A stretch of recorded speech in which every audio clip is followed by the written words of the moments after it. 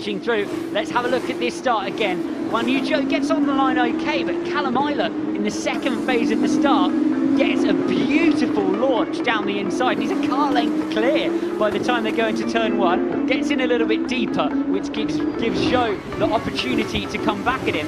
Doesn't look like a terrible start for Zhou. Maybe a bit too much wheel spin. Loses out to Drogovic on the inside. Has to give a little bit of space to Drogovic, but then Callum Ilott runs just a little bit wide, does well to get back across the race line to the inside, defends all the way down into the middle sector, and then it would be all the way to turn 7 before Zhou eventually manages to sweep back around the outside. Here's what it looked like from Zhou Ilott, who gets tagged from behind up into turn 3. The driver who started in 6th position, this was the move that gave Zhou the lead. Yeah, brave stuff. And remember, these two are teammates. Zhou has now made his way to the pit lane, so they agree with you, Alex, that it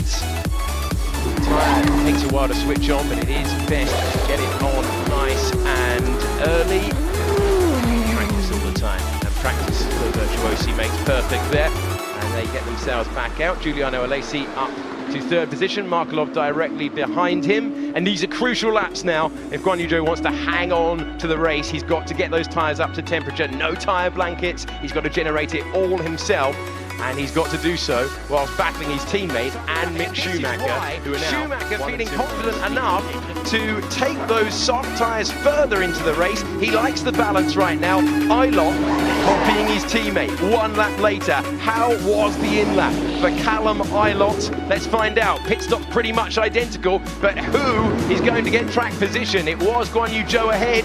There are the HWAs, and we wait to see. Zhou has not gone through. You're waiting for a yellow and black car. There he is, very close indeed. Ilott's going to take it. Has the advantage. The question is, can he hold on to it with those hard, cold tyres? I think he's got a gap. He's got an advantage, but he's got to get them up to temperature. Zhou out behind, and well, he went for the strategy. Ilott went 1 lap further on. Ilott jumps his teammate. Zhou will be furious to see that car come out in front, and now he's got to use those tyres that are up to temperature in the next lap or so to close down at least to within DRS range. He is there right now, but that is a very significant move, and does it point to Schumacher doing the right thing and staying out longer? I have to admit that the pit stop for Callum Ilott did look exceptionally slick. Schumacher now in the pit. Is he going to jump the pair of them just the way Ilott has just jumped Zhou? We are on board with Zhou. Here files Mick Schumacher into the pits. Let's see how this stop's going to go. High pressure stuff here because the race lead is absolutely on the line. It's quick, it's back out there. Is it the race lead for Mick Schumacher? Giuliano Alesi carries on. It's a 1-2 for HWA, but the drivers Schumacher was racing.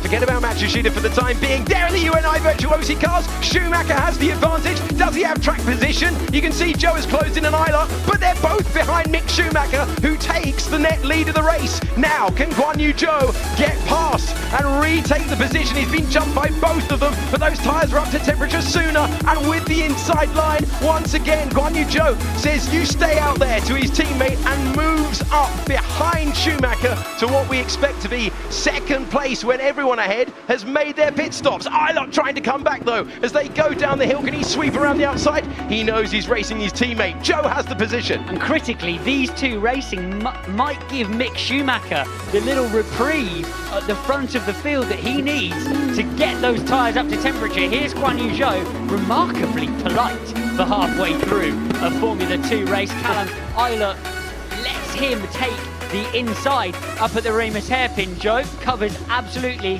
off the apex. You just see the front tyre slipping across the ground here, but now Zhou has tyre temperature. Mick Schumacher does not have tyre temperature, and can he do? Oh, there's a problem for Zhou, there's a problem for Zhou!